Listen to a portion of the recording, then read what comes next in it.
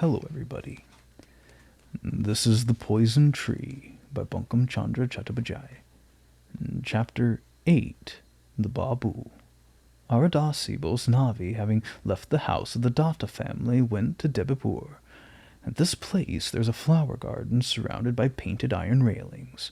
It's well stocked with fruit trees and flowering shrubs. In the center is a tank, upon the edge of which stands a garden house. Entering a private room in this house, Aradasi threw off her dress. Suddenly that dense mass of hair fell from her head. The locks were borrowed. The bust also fell away. It was made of cloth. After putting on suitable apparel and removing the Bosnavi garments, there stood forth a strikingly handsome young man of about 25 years of age. Having no hair on his face, he looked quite a youth. In feature he was very handsome. This young man was Debendra Babu, of whom we have before had some slight knowledge.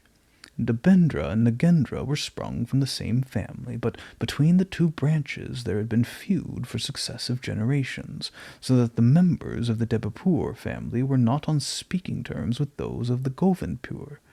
From generation to generation there had been lawsuits between the two houses.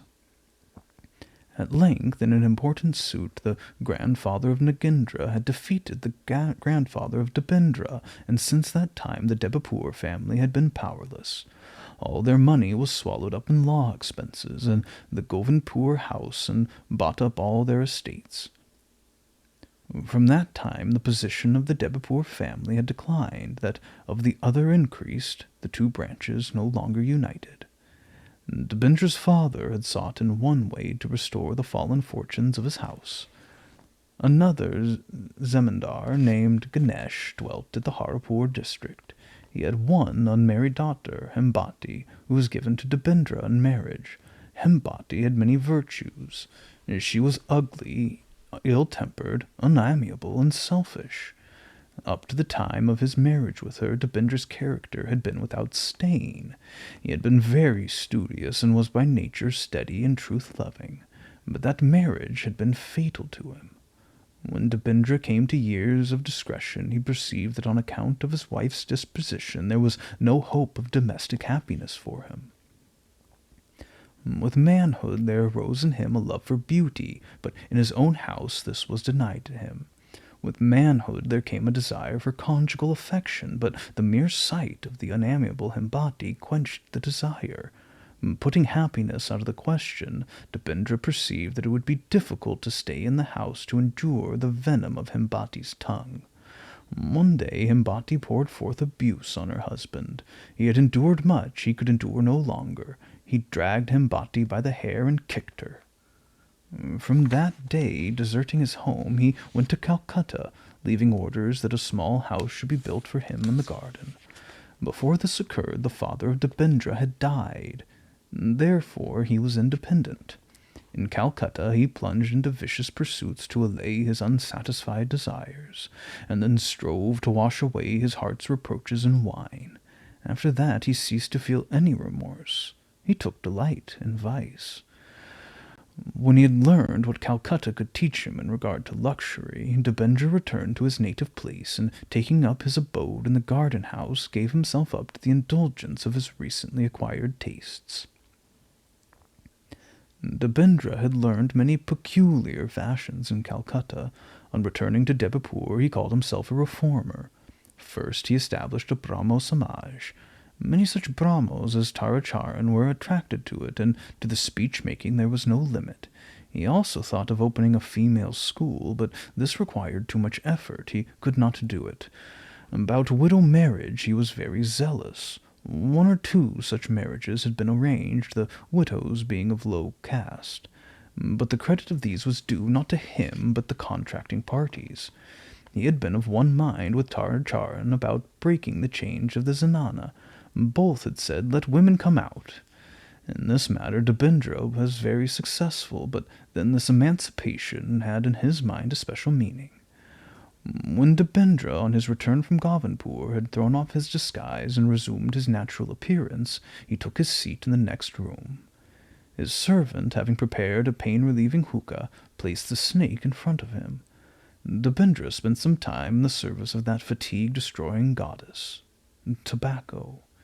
He is not worthy to be called a man who does not know the luxury of tobacco. O satisfier of the hearts of all, O world enchantress, may we ever be devoted to thee. Your vehicles, the hookah, the pipe, let them ever remain before us.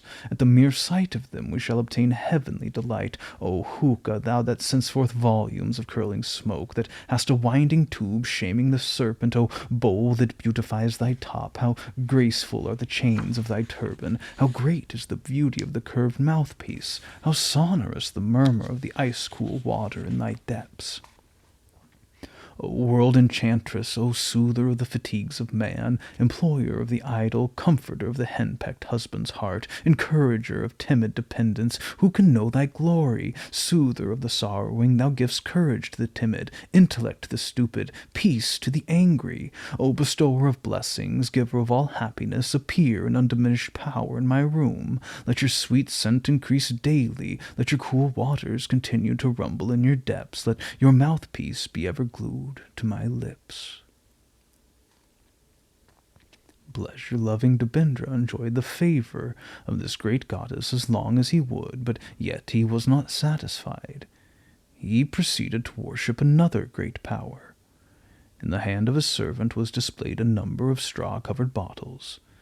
Then on that white, soft, spacious bed, a gold-colored mat being laid, a spirit stand was placed thereon, and the sunset-colored liquid goddess poured into the power-giving decanter. A cut-glass tumbler and plated jug served as utensils for worship. From the kitchen a black, ugly priest came, bearing hot dishes of roast mutton and cutlets to take the place of the sacred flowers. Then Devendra, as a devoted worshipper, sat down to perform the rites. Then came a troop of singers and musicians, and concluded the ceremonies with their music and songs. At length a young man of about Devendra's age, of a placid countenance, came and sat with him. This was his cousin, Surendra. Surendra was in every aspect the opposite of Devendra, yet the latter was much attached to his cousin. He heeded no one in the world but him. Every night Surendra came to see him, but fearing the wine, he would only sit a few minutes. When all were gone, Surendra asked Devendra, "How are you today?" "The body," replied Devendra, "is the temple of disease." "Yours is especially," said his cousin. "Have you fever today?" "No."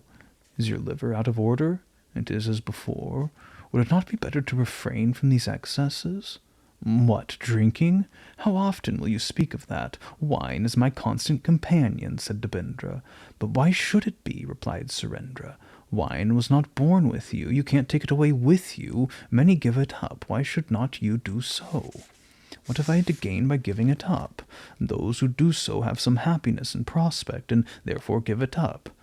For me, there is no happiness."